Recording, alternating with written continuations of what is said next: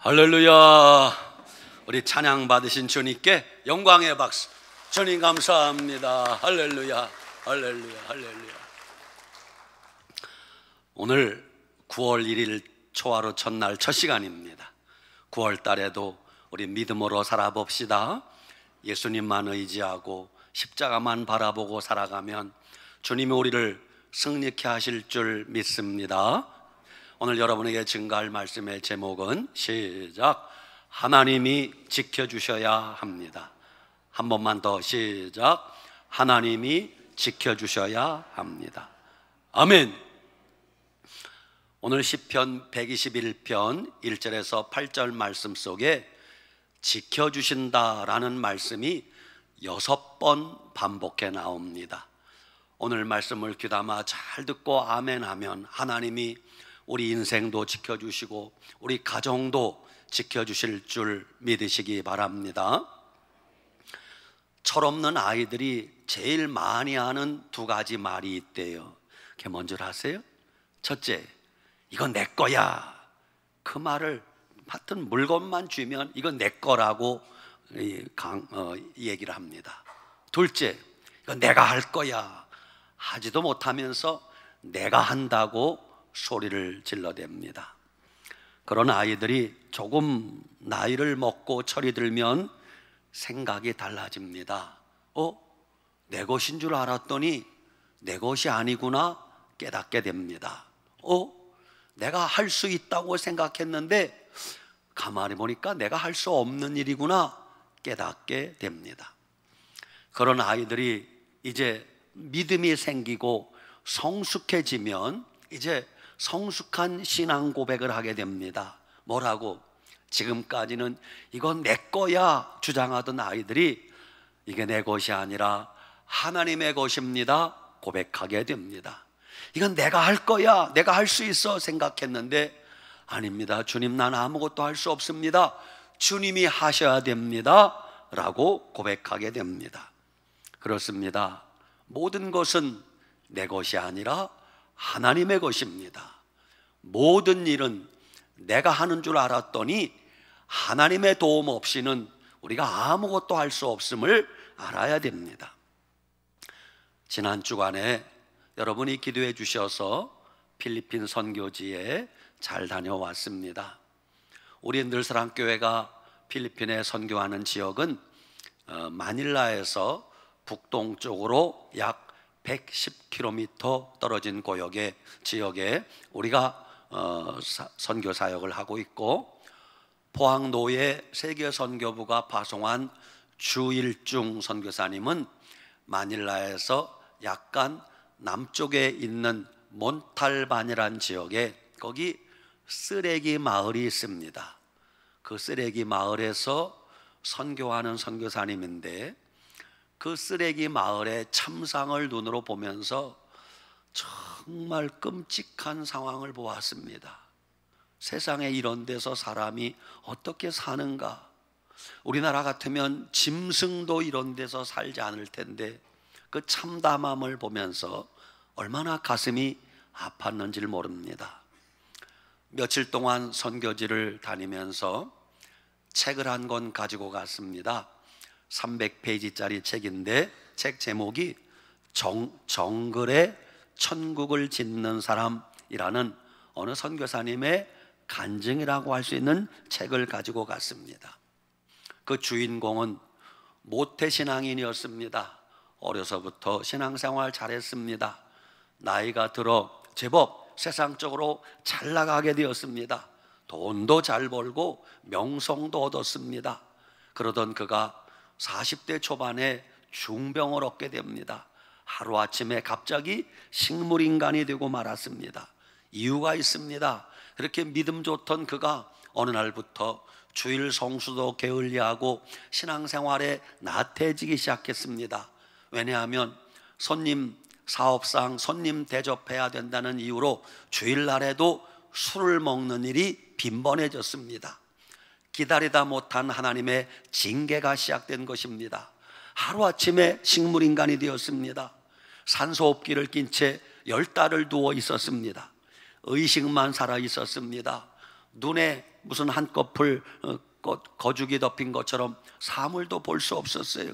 말도 못하고 움직이지도 못하고 대소변도 받아내야 되는 상황이었습니다. 그저 뼈만 남았습니다. 가족들도 포기한 상태였습니다. 죽을 날만 기다리고 있었습니다. 당장 죽어도 조금 더 이상하지 않았어요. 그런데 하나님이 그런 자를 살려주셨어요. 기적같이 살려주셨어요. 그리고 그를 선교사로 만들어 베트남에 선교사로 파송했습니다.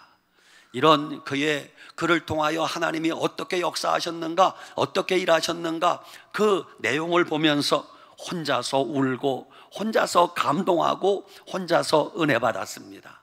아, 그렇구나. 죽을 자도 살리시는 분 하나님이심을 분명히 알았습니다. 하나님은 죽을 자도 살리시는 하나님이심을 믿으시기 바랍니다. 첫째, 따라합시다. 생명도 하나님이 지켜주셔야 됩니다. 여러분, 사람이 살고 죽는 것 하나님 손에 달려 있습니다. 우리가 기도할 때 가끔 이렇게 기도하지 않아요? 인간의 생사화복을 주관하시는 하나님. 무슨 뜻입니까? 생사, 살고 죽는 것이 하나님 손에 달렸다는 뜻입니다.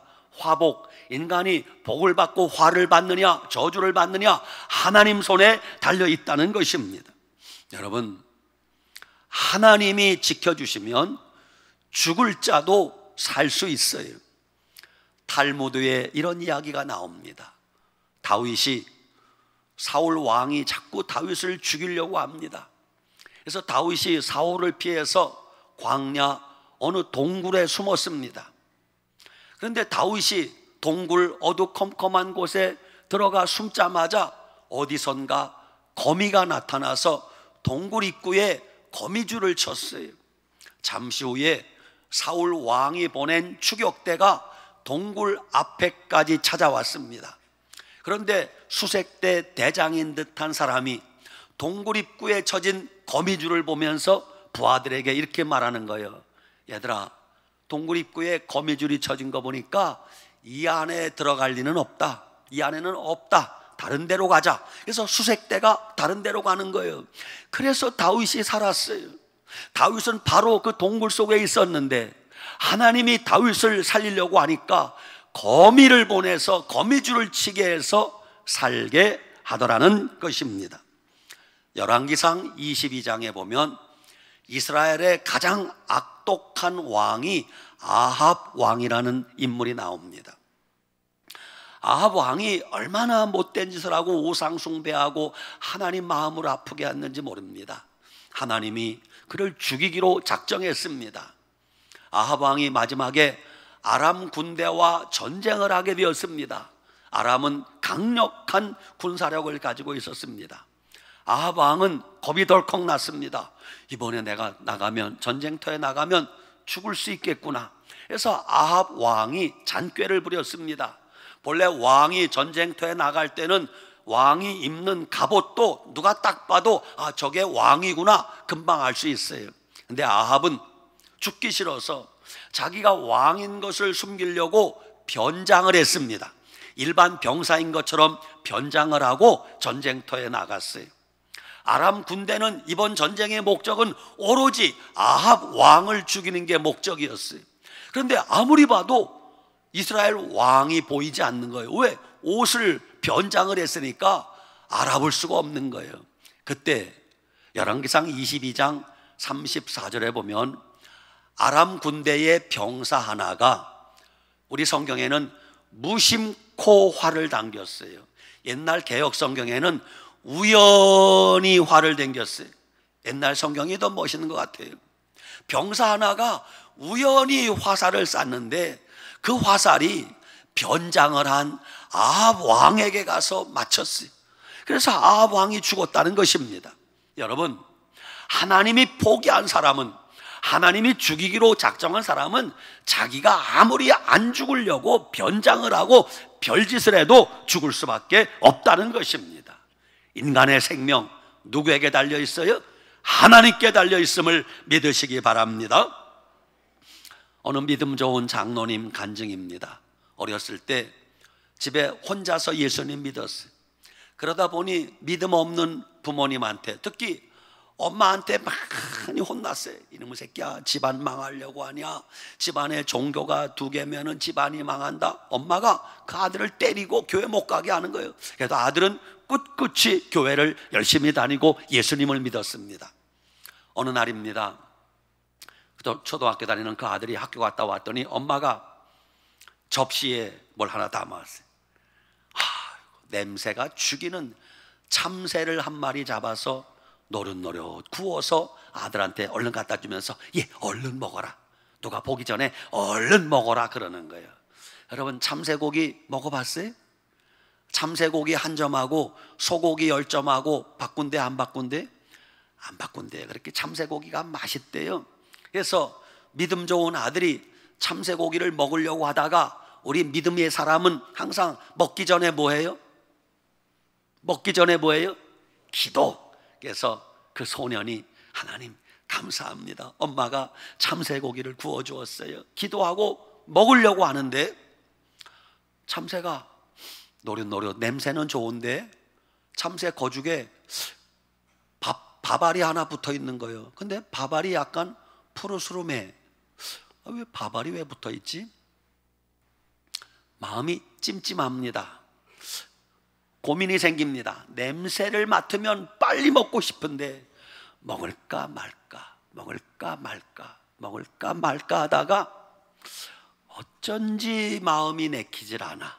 누가 그런 마음을 주셨을까요? 하나님이.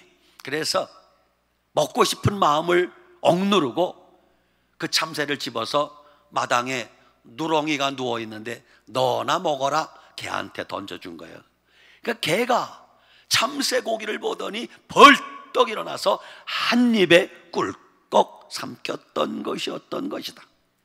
개가 그 참새고기를 꿀떡 삼키고 1분도 지나지 않아서 갑자기 개가 길길이 뛰더니 거품을 품고 온몸을 비비꼬더니 1분도 안 돼서 죽어버리고 말았어요. 세상에 얼마나 놀랐을까요? 아들도 놀라고 엄마도 놀라고 다 놀랐어요. 나중에 알고 보니까 누군가 지나다니는 고양이를 잡으려고 했는지 참새를 잡아서 배를 가르고 그 속에 청산가리에 불린 밥을 넣은 거예요. 청산가리 독약입니다. 옛날에 시골에서 사이나라고 불렀습니다. 그것을 여기저기 던져놓고 시끄러운 고양이 죽으라고 던져놓았던 모양이에요. 엄마가 그걸 모르고 이게 웬 떡이냐, 그 참새를 갖다가 노릇노릇 구워서 아들을 먹이려고 한 거예요. 엄마가 누렁이가 죽은 모습을 보고 대성통곡을 하면서, 아이고 아이고, 내가 우리 아들 죽일 뻔했네, 내가 아들 죽일 뻔했네. 아들아 고맙다, 미안하다. 그래도 내가 예수님 잘 믿어서 이걸 먹지 않고 개한테 던져주어서 내가 살았구나. 그날로 엄마가 예수님을 믿기 시작했더라는 거예요. 할렐루야. 인간의 생명도 하나님 손에 달려있는 것입니다. 둘째, 따라합시다. 재물도 하나님이 지켜주셔야 합니다. 여러분, 가정의 재산과 재물 소중합니다.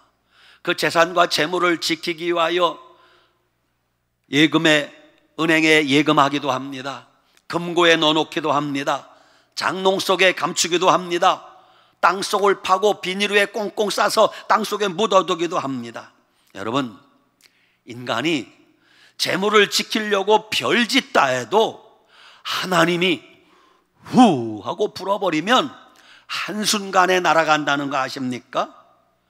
우리가 평생을 먹지 못하고 쓰지 못하고 애지중지 모은 돈도 그건 날아가는데 한 달이 안 걸립니다. 일주일이 안 걸립니다. 하루가 안 걸립니다. 부자 되는 데는 몇십 년 걸리는지 모르지만 부자가 알거지되고 쪽박 차는 데는요 하루밖에 안 걸려요. 여러분, 혹시 여러분 핸드폰으로 집 전화로 전화가 왔어요. 아무 계십니까? 예, 그렇습니다. 여기 경찰서입니다. 우체국입니다. 금융감독원입니다. 어쩌고 저쩌고 하면서 당신의 은행 계좌와 은행 계좌 얘기하고 돈 얘기하면, 전화로 돈 얘기하면 100% 사기꾼이에요. 알겠습니까? 전화로 뭐 예금 얘기하고 돈 얘기하고 하면 그건 99%도 아니고 100% 사기꾼이니까 절대 믿지 마요. 절대 믿지 마요. 여러분, 하나님이 지켜주지 않으면 도둑놈이 우리 집 재산 한순간에 다 훔쳐갈 수 있어요. 사기꾼이 가모니설을 하며 다가와서 내 재산 홀랑 말아먹게 하는데 그거 일주일이 걸리지 않아요. 보이스피싱범이 말 몇 마디 그냥 던져서 우리가 그 말에 속으면 평생을 쓰지도 못하고 모은 돈 다 날려버리는 일이 얼마나 많은지 몰라요. 우리 집의 소중한 재산 재물 하나님이 지켜주셔야 돼요. 욥기 1장에 보면 동방의 의인 욥이 나옵니다. 욥은 믿음이 좋았어요. 하나님이 복 주셔서 아들이 7이고 딸이 3이라 10남매 자녀를 두었습니다. 하나님이 욥에게는 물질의 복도 많이 주었어요. 얼마나 많은 복을 받았는가. 욥에게는 양이 7,000마리요, 낙타가 3,000마리요, 소가 500결이요, 한 쌍씩, 그러니까 1,000마리요, 암나귀가 500마리라 그랬어요. 제가 어젯밤에 계산해 봤어요. 그냥 오늘날 가격으로 대충 계산해 봤습니다. 양 한 마리가 얼마나 할까요? 20만 원 잡아봤어요. 아마 30만 원 할 겁니다. 양 한 마리를 20만 원 계산하면 700마리면 14억입니다. 낙타, 여러분 중동에 낙타가 우리나라 소보다 더 비싼 거 아십니까? 한 마리 1,000만 원 잡아봤어요. 그러면 3,000마리면 좀 놀래주세요. 300억입니다. 안 놀라세요? 소가 500결입니다. 500쌍이야. 그러니까 1,000마리요. 소 한 마리 1,000만 원 잡으면요 100억이야. 100억.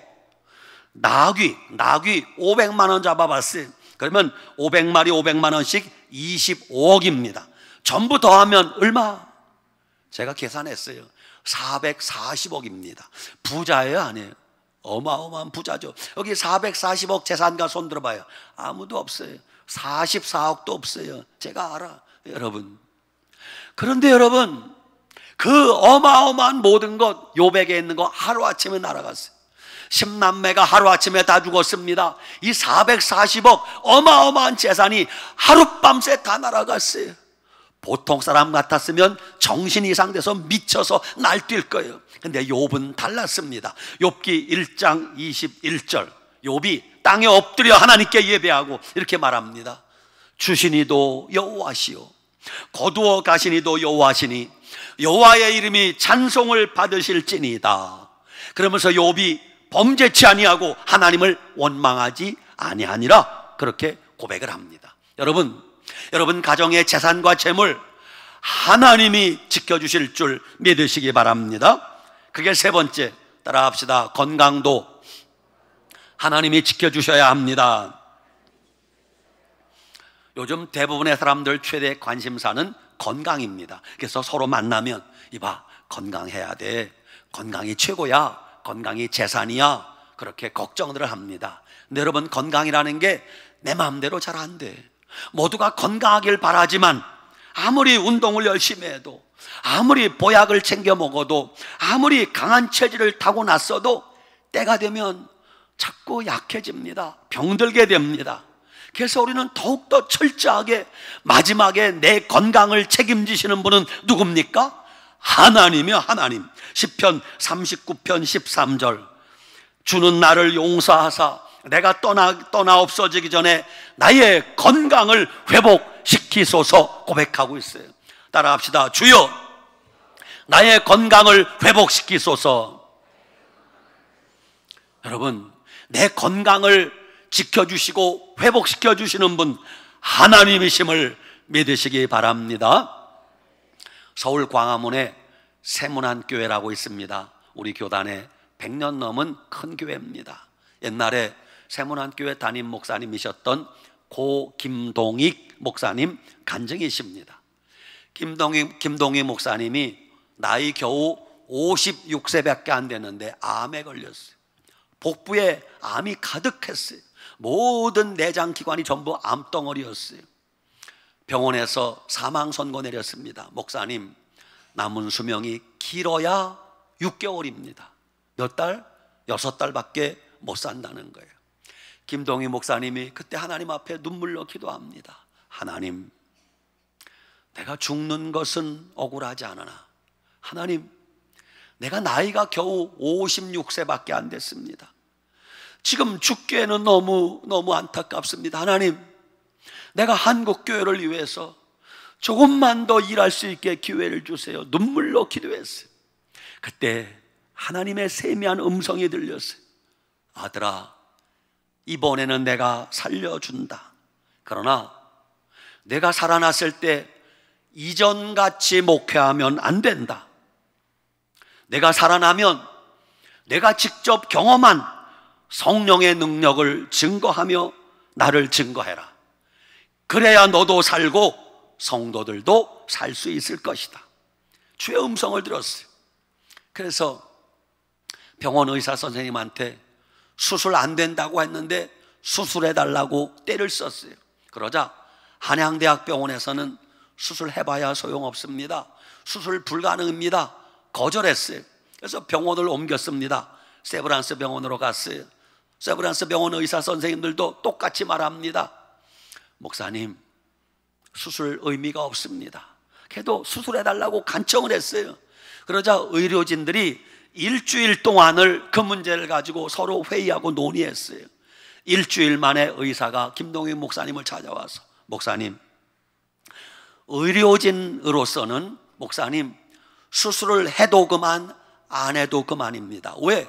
어차피 불가능하니까. 그러나 수술을 할지 말아야 될지 목사님이 선택하세요. 이렇게 던졌어요. 그러자 김동희 목사님이 수술해 주세요 요청을 했습니다. 그래서 수술하게 된 당일날 수술실에 들어가는데 하나님의 음성이 들립니다. 기도하라. 그래서 수술실에 들어가서 마취하기 전에 김동희 목사님이 의료진에게 제가 좀 먼저 마취하기 전에 기도해도 되겠습니까? 예, 목사님 기도하세요. 그래서 목사님이 하나님께 간절히 기도합니다. 그리고 의료진들을 위해서 간절히 기도하고 수술 시작했습니다. 수술하면서 내장기관을 다 드러냈어요.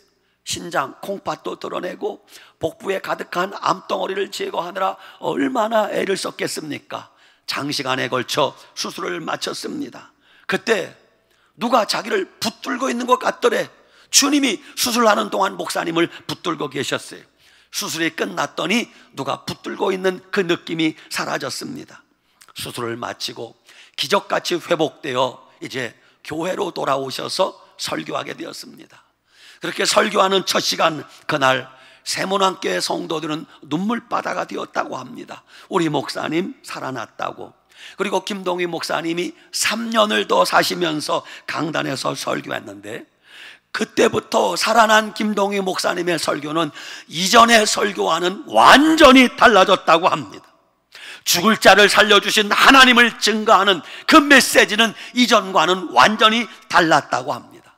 그렇게 3년을 더 사시면서 하나님의 살아계심을 외치고 하나님의 능력을 증거하면서 3년을 더 사시다가 하나님 품에 안겼다고 합니다. 그렇습니다. 우리의 건강을 지켜주시는 분, 생명을 지켜주시는 분 하나님이심을 믿으시기 바랍니다. 그게 네 번째, 여러분, 우리 가정의 자녀들도 하나님이 지켜주셔야 됩니다. 따라합시다. 가정의 자녀들도 하나님이 지켜주셔야 합니다. 여러분, 자녀들, 부모님이 하루 24시간 졸졸 따라다니면서 지킬 수 없어요. 하나님이 지켜주셔야 돼요. 머리가 다 큰 자녀들, 부모님이 어떻게 할 수 없어요. 하나님이 지켜주셔야 돼요. 그래서 부모님이 기도하셔야 됩니다. 기도하셔야 하나님이 그 자녀들을 지켜주는 거예요. 어느 수영선수 간증입니다. 어머니는 믿음이 좋아요. 근데 수영선수인 이 아들이 믿음이 없어. 하루는 수영선수가 밤늦게까지 술을 먹었어요. 술을 먹으니 몸이 열이 나야 안 나요? 뜨겁죠. 열이 나죠. 그래서 몸을 식히려고 술이 알딸딸 취해서 수영장에 가서 다이빙이나 좀 해야 되겠다. 왜? 열이 나니까. 그래서 수영장에 갔어요. 높은 다이빙대에 올라갔습니다. 다이빙대에 올라가서 팍 하고 다이빙을 하려고 하는데 저 밑에 수영장에 빨간 십자가가 선명하게 보이는 거예요. 저게 뭐지? 깜짝 놀랐어요. 다이빙을 못했습니다. 조금 있다 십자가가 사라졌어요. 내가 헛것을 봤나? 술을 먹어 그런가? 잠시 후에 다시 맨손 체질하고 다이빙을 하려고 딱 준비하는데 또 빨간 십자가가 선명하게 나타나. 저게 뭐지? 왜 십자가가 나타나는 거야? 정신이 번쩍 들었습니다. 마음이 이상했습니다. 그래서 다이빙을 못하고 내려왔어요. 내려와서 수영장에 갔습니다. 가니 거기 물이 한 방울도 없어요. 그냥 다이빙 했으면 즉사했을 거예요. 그런데 웬 십자가가 나타났어요? 그 시간은 어머니가 그 아들 위해 기도하는 시간이었어요. 어머니의 기도가 그 아들을 살린 것입니다. 아까 말씀드린 그 선교사님, 식물인간 되어서 죽을 사람 하나님이 살려주시고 선교사로 만들어 선교지로 갔습니다. 선교지에 계신 10여 년 동안 집에 생활비 한 푼 보내주지 못했습니다. 초등학생이었던 두 아들은 벌써 청년이 되었습니다. 그동안에 집에 한번 가본 적이 없어요. 10여 년 만에 집에를 가는데 이사를 갔어. 이사 간 줄도 몰랐어요. 물어 집을 찾아갔습니다. 초인종을 눌렀습니다. 띵동. 집에 아무도 없는 것 같아요. 잠시 후에 웬 청년이 걸어옵니다. 청년이 묻습니다. 누구세요? 서로 몰라. 왜 우리 집 초인종을 누르세요? 알고 보니 큰아들이야. 큰아들이 아버지를 몰라봐. 아버지가 큰아들을 몰라봐요. 10여 년 세월이 흐르면서 서로 너무 많이 변한 거예요. 기가 막히지 않아요? 이런 삶을 살았어요. 큰아들이 자기 집 현관문에서 초인종 누르는 아버지한테 누군지 모르고 이렇게 물었어요. 누구세요? 혹시 우리 아버지 아니신가요? 이게 거짓말 같은 실화입니다. 그렇게 선교에만 매진했습니다. 어느 날 둘째 아들이 베트남 전화가 왔어요. 아버지, 그래, 드릴 말씀이 있습니다. 그래, 이야기해라. 전화로 얘기할 수 없습니다. 만나 뵙고 이야기하겠습니다. 그래, 베트남에 한번 오거라. 그래서 둘째 아들이 베트남에 찾아왔어. 둘째 아들과 이런 얘기 저런 얘기를 하며 찻잔을 앞에 두고 이야기를 나눕니다. 둘째 아들이 갑자기 눈물을 뚝뚝 떨어뜨립니다. 아버지, 그래 아들아 미안하다. 아들이 아무 말을 안 합니다. 아버지, 그래 아들아 고생 많았다. 아버지가 10년이 넘어도 집에도 못 가고 생활비도 못 보내주고 미안하다. 아버지, 그동안 제가 어떻게 살았는지 아세요? 모르겠다. 미안하다. 아버지가 10년 넘게 집에 한 번 안 오셨잖아요. 어머니는 병원에 입원해 있었습니다. 형은 일하느라 정신이 없었습니다. 막내인 나는 살 소망이 없었어요. 그래서 하루는 유서를 써놓고 아파트 옥상에 올라갔습니다. 뛰어내려 죽으려고 했습니다. 그리고 죽으려고 하는데 갑자기 병원에 있는 엄마가 생각이 났어요. 내가 죽으면 내가 써놓은 유서를 엄마가 읽다가 얼마나 마음 아파하실까, 그 생각을 하니 차마 뛰어내리지 못했습니다. 아버지, 그래서 제가 못 죽었어요. 아버지, 지금까지 저는 10여 년 동안 아버지를 너무 미워하고 원망했습니다. 가정을 팽개치고 선교지로 간 아버지를 너무 미워하고 원망했습니다. 그런데 베트남 선교지에 와보니 아버지가 하신 이 위대한 선교 사역을 보면서 아버지를 존경하게 되었습니다. 아들이 그러더라는 거예요. 그 둘째 아들은 지금은 그 아버지 뒤를 이어 베트남 선교사로 사역하고 있다고 합니다. 그렇습니다. 죽을 뻔한 아들을 누가 살려주셔요? 하나님이 살려주시는 것입니다. 그래서 부모님이 기도해야 되는 것이에요. 기도하는 어머니가 있는 자식은 결코 망하지 않는다고 합니다.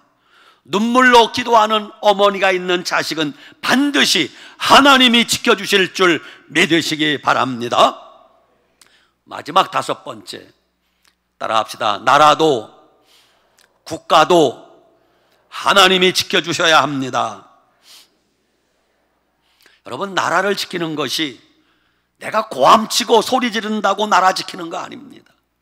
나라를 살리는 것이 내가 구호를 외치고 떠들어댄다고 나라 살리는 거 아닙니다. 나라를 사랑하는 것이 뭐 청문회장에서 큰 소리 친다고 나라 사랑하는 거 아닙니다. 시편 127편, 여호와께서 집을 세우지 아니하시면 세우는 자의 수고가 헛되며 여호와께서 성을 지키지 아니하시면 파수꾼의 깨어있음이 헛되도다 그랬어요. 하나님이 지켜주지 않으면 가정도 무너지고 나라도 무너진다는 것이, 나라를 지키시는 분 하나님이심을 믿으시기 바랍니다. 우리나라는 아주 특별한 역사를 가진 나라입니다. 우리나라 대한민국이 건국되어지는 과정이 아주 특별한 과정을 거쳤습니다. 우리나라는 최초의 제헌국회, 국회가 열리는 첫 번째 시간에 하나님 앞에 기도하면서 국회가 시작된 나라가 대한민국입니다. 대한민국은 애국가 가사가 특별한 나라입니다. 전 세계 어느 나라도 이런 가사는 없어요. 동해물과 백두산이 마르고 닳도록 하나님이 보호하사 우리나라 만세. 우리나라를 하나님이 지켜주시고 보호하신다고 애국가를 불러대는 나라는 우리나라밖에 없다는 사실입니다. 휴전선 하나님이 지키고 계십니다. 해안선 하나님이 지키고 계십니다.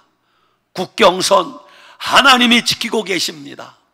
저 동쪽에 독도 하나님이 지키고 계십니다. 독도만 생각하면 마음이 아프고 지금도 울분이 솟습니다. 독도는 우리 땅이란 노래 아세요? 울릉도 동남쪽 백길 따라 200리 외로운 섬 하나 새들의 고향, 그 누가 아무리 자기네 땅이라 우겨도 독도는, 좀 축이 맞아야지. 독도는 우리 땅, 우리 땅.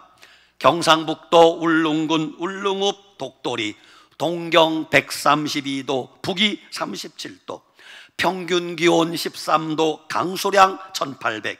독도는 오징어, 꼴뚜기, 대구, 홍합, 따개비, 연어알, 물새알, 해녀, 대합실 19만 평방미터 우물 하나 분하고, 독도는 하와이는 미국 땅, 대마도는 조선 땅, 독도는 우리 땅.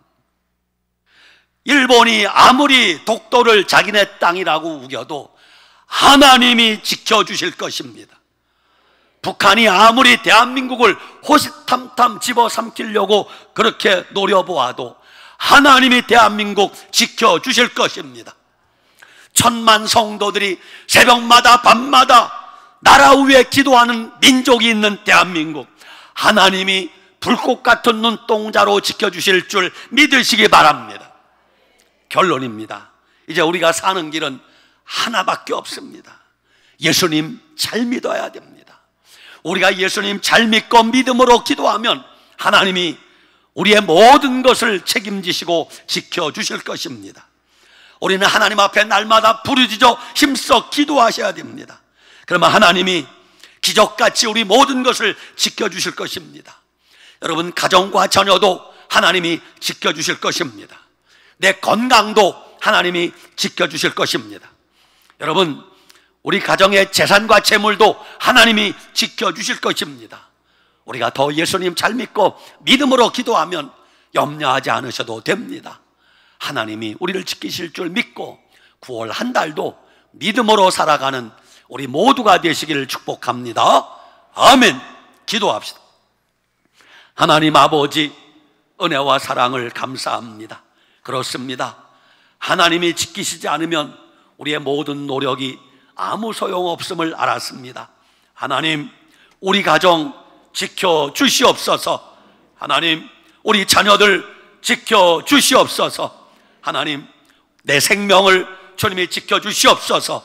하나님, 내 건강을 주님이 지켜주시옵소서. 하나님, 내 인생 모든 것을 하나님이 지켜주시옵소서. 우리나라 대한민국 하나님이 지켜주시옵소서. 예수님의 이름으로 기도드리옵나이다. 아멘.